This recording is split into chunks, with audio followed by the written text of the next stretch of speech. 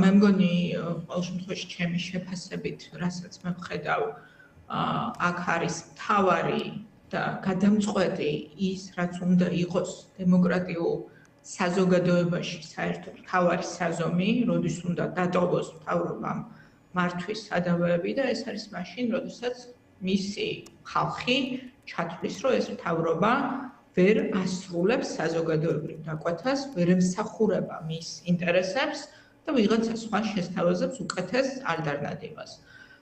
ეს არის სინამდვილეში საბოლოო ჯამში, ასე ვთქვათ, დემოკრატიას არანაირი სხვა ფორმულა არ გამოუგონებია ხელისუფლების შეცვლის. ორბანმა წლების მანძილზე გაიგრძელა საკუთარი მმართველობა, იმიტომ რომ რთული გახადა ძალიან დიდი უპირატესობის გარეშე მისი დამარცხება საარჩევნო სისტემის მანიპულაციის გზებით. ოღონდ ის აღმოჩნდა, რომ ასევე მსხვერპლი არის საკუთარი, ასე ვთქვათ, სქემების, რაც მან შექმნა წლების მანძილზე ძალაუფლების შესანარჩუნებლად და დღეს სწორედ მისი სქემების დახმარებით, მათ შორის გარდა მაღალი მხარდაჭერისა, რომელიც მიიღო ოპოზიციურმა ძალებმა, მათ მოაგროვეს საკონსტიტუციო უმრავლესობა და სისტემური ცვლილებები შეუძლიათ, რომ გაატარონ. მაგრამ თქვენ თუ გაეცნობით ძალიან ახლოს დაუშვათ რა мотивაციას ასახელებს უნგრელი ამომრჩევლის დიდი უმრავლესობა ამ ცვლილებებისთვის, ეს არის საკმაოდ მარტივი თემა იმისი, რომ მოქალაქეების უმრავლესობამ ჩათვალა, რომ მათი ცხოვრება უარესდება, ეკონომიკა უარესდება, კორუფცია ყვავის მათი კეთილდღეობის ხარჯზე, მათ შორის ძალიან კონკრეტული, ასე ვთქვათ, რაღაცა ისტორიები აქვს ადამიანებს, როგორ ვერ იღებენ საჭირო სამედიცინო დახმარებას კორუფციის. რეალური პრობლემებით გამოწვეული ცვლილებები. ეს არის და ამასთან დაკავშირებით რეალური ალტერნატივის, ასე ვთქვათ, დანახვა. ანუ ეს არის ძალიან მნიშვნელოვანი ჩვენ გავაცნობიეროთ, რა თქმა უნდა, ეს არის მნიშვნელოვანი ფაქტორი, რომ აბსოლუტური კრახი განიცადა ორბანისაემ რუსულის, ასე ვთქვათ, რუსული რაღაცა პროპაგანდის ხაზმა, რომ აქ რაღაცა ომი დაიწყება და მეორე ფრონტისა, ეს ქართული ოცნების, ორბანის და მათი მსგავსი ხალხის ხაზი, რაც არის ერთი, რომ აქ რაღაცა ომით დაშინების სტრატეგია, რა თქმა უნდა, იყო და ამან აბსოლუტური კრახი განიცადა, მაგრამ კრახი განიცადა, იმიტომ რომ ადამიანები არ არიან სულელები და მიხვდნენ, რომ უსაზღვრო კორუფცია, რომელიც ყვავდა უნგრეთში და ჭამდა პირდაპირ მნიშვნელობით ადამიანების კეთილდღეობას, ისევე როგორც ეს ხდება საქართველოში, სადაც კორუფციის შედეგად ყვავის ქვეყანაში უმშევრობას, სიღარიბეც, მაღალი ფასებიც და ყველაფერი სხვა ამის ერთადერთი სათავე და ესე ვთქვათ, მთავარი წყარო ამ ყველაფრის ეს არის სწორედ ივანიშვილის ღრმად კორუმპირებული სისტემა, ანალოგიურად კორუფცია ჭამდა უნგრელების ცხოვრებას და მათ თქვეს, რომ არ მოატყუებინებენ თავს არანაირი რაღაცა ცრუ ომის პროპაგანდით, აღარ მოატყუებინებენ თავს კორუმპირებულ ხელისუფლებას და ამის შედეგი დადგა. ეს არის ძალიან მნიშვნელოვანი ჩვენ რო გავიაზროთ განსაკუთრებით მაშინ, როდესაც ხშირად არის ჩვენს რეალობაში ეს რაღაცა დებატები, თქვენ იცით, რომ ჩვენ გასული არჩევნების მანძილზე ჩვენი დღის წესრიგი სწორედ უკავშირდებოდა ამის ახსნას საზოგადოებისთვის, რატო არ აქვთ პენსია 1000 ლარი, რატო არ არის სამუშაო ადგილები, როგორ შეიძლება, რომ ძალიან კონკრეტულად გაუმჯობესდეს თვითოეული მოქალაქის ცხოვრება თვითოეულ მუნიციპალიტეტში, სწორი პოლიტიკის. კი ბატონო, ფიქრობთ თუ არა, რომ კონკრეტული გზავნილითან ერთად მნიშვნელოვანია ვინ ეუბნება ამას, იმიტომ რომ ალბათ სხვა ოპოზიციური ჯგუფებიც საუბრობდნენ კორუფციაზე და ამ პრობლემებზე, თუნდაც 2022-ის არჩევნებში, როცა ერთი ოპოზიციური ჯგუფი შექმნეს. ანუ რას ამბობს, ვინ ამბობს, რამდენად აქვს მნიშვნელობა, რას ამბობთან ერთად. უნგრეთის მაგალითზე მინდა ისე ვილაპარაკოთ. ხო, რა თქმა უნდა, მნიშვნელობა აქვს, რომ შენ გქონდეს გარკვეულწილად, ასე ვთქვათ, რაღაცა სანდოობა, ხო, მათ შორის, რომ დაარწმუნო ადამიანები, რომ მათი პრობლემები არა მხოლოდ იცი, და არამედ ამ პრობლემების რეალურად მომგვარებელი ხარ.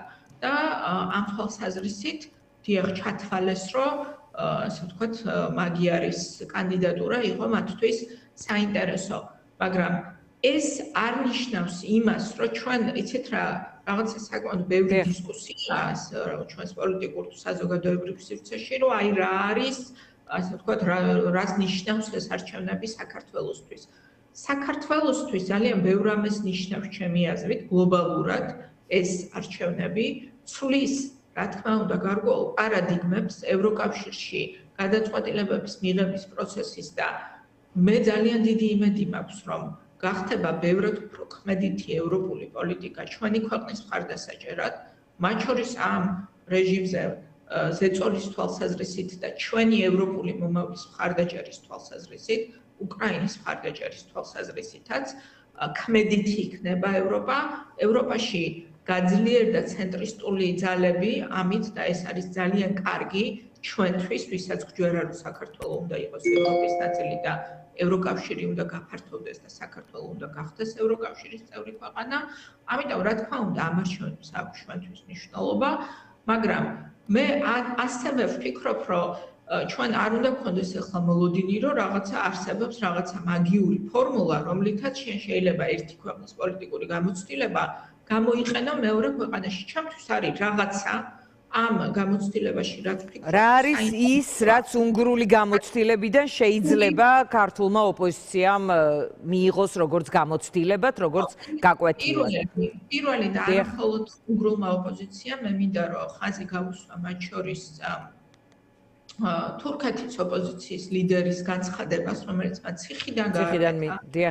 ადამიანი, რომელიც არის დღეს დატყვევებული და მე ვფიქრობ, რომ ძალიან მნიშვნელოვანი იყო ეს განცხადება, რომ ჩვენ, როდესაც ვსაუბრობთ ავტოკრატიული რეჟიმების დამარცხების სტრატეგიაზე და ტაქტიკაზე, აი აქ ძალიან ხშირად შემოდის რაღაც დისონანსი, არის თუ არა შესაძლებელი არჩევნების გზით ავტოკრატიის დამარცხება.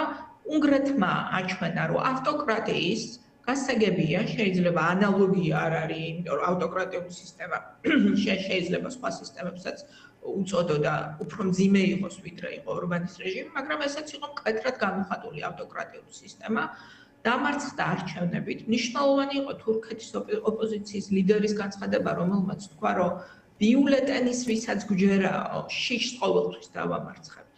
და ეს არის ძალიან მნიშვნელოვანი გზავნილი, იმიტომ რომ ჩვენი პოზიცია ყოველთვის იყო, რომ როგორი ასე ვთქვათ, ამ რეჟიმის ავტოკრატიის გამყარების ფაზაში მყოფი რეჟიმის შეკავებაც საბოლოოდ და დამარცხება შეიძლება მხოლოდ და მხოლოდ არჩევნების გზით და ჩვენ დღეს ეს გზავნილი გვესმის რეგიონში და ვხედავთ, რომ ამ პოზიციამ გარკვეულწილად, ასე ვთქვათ, აჩვენა, რომ არანაირი ალტერნატივა ამის ბიულეტენით დამარცხების მომხრეობა ნიშნავს თუ არა ასევე ნებისმიერი შედეგის მიღებას, თუ ეს არ არის ერთმანეთთან კავშირში? იცი რა, მე ამ ორ საკითხს გავყოფთი ერთმანეთისგან, იმიტომ რომ პოლიტიკური ბრძოლის იარაღად ბოიკოტის გამოყენება საარჩევნო იქნება ეს თუ საპარლამენტო რაღაცა ასე ვთქვათ კონკრეტულ კონტექსტში უნდა იქნას ცხადია განხილული, მაგრამ ერთი რამ არის ფაქტი, რომ საბოლოო ჯამში და ჩვენ მათ შორის დღეს ეს გვესმის დიანა არა მარტო ჩვენ ლელოს პოზიცია გასაგებია, იმიტომ რომ ლელო არასდროს არ იყო საარჩევნო ბოიკოტის მომხრე და ჩვენ ყოველთვის ვამბობდით, რომ დიახ ჩვენ გვჯერა პოსტსაარჩევნო ბოიკოტის მომხრე ხომ იყავით? ჩვენ გვჯერა, რომ ამ ხელისუფლების დასრულების გზა გადის არჩევნებზე და ჩვენ უნდა გავიმარჯვოთ სწორედ იმით, რომ ქართულმა ხალხმა დაინახოს, რომ ჩვენ უკეთ ვემსახურებით მათ დღის წესრიგს და ამ ხელისუფლებას აღარ აქვს არანაირი რესურსი, რომ მათი სოციალური დაკვეთა შეასრულოს, საზოგადოების დაკვეთა შეასრულოს და ამისთვის საჭიროა საარჩევნო პროცესი. მე ვფიქრობ, რომ ჩვენთვის რაც არის გაკვეთილი, არის ის, რომ ეს სწორია, არ აქვს ამას არანაირი ალტერნატივა ამ ბრძოლას და ჩვენ ცხადია, რომ მათ შორის აი მაგალითით გაძლიერებული რაც დავინახეთ, ვაპირებთ, რომ კიდევ უფრო ასე ვთქვათ, გავაძლიეროთ ჩვენი ძალისხმევა იმით, რომ დიახ ადამიანებთან უშუალო კონტაქტი. ადამიანებთან უშუალო მუშაობით. მათ შორის იმ დღის წესრიგზე, რომელიც აინტერესებს საქართველოს მოქალაქეს და არა მე, როგორც პოლიტიკოს, ან თქვენ როგორც ჟურნალისტს, არამედ საქართველოს მოქალაქის დღის წესრიგზე, მის პრობლემებზე აგებული პოლიტიკური დღის წესრიგით მუშაობა, ეს არის ერთადერთი გზა გამარჯვებისკენ, რაც არ უნდა, ასე ვთქვათ, ავტოკრატიული გარემოს შექმნილი ქვეყანაში. კი ბატონო. ეს მნიშვნელოვანი გაკვეთილია ჩვენ. დიდი მადლობა.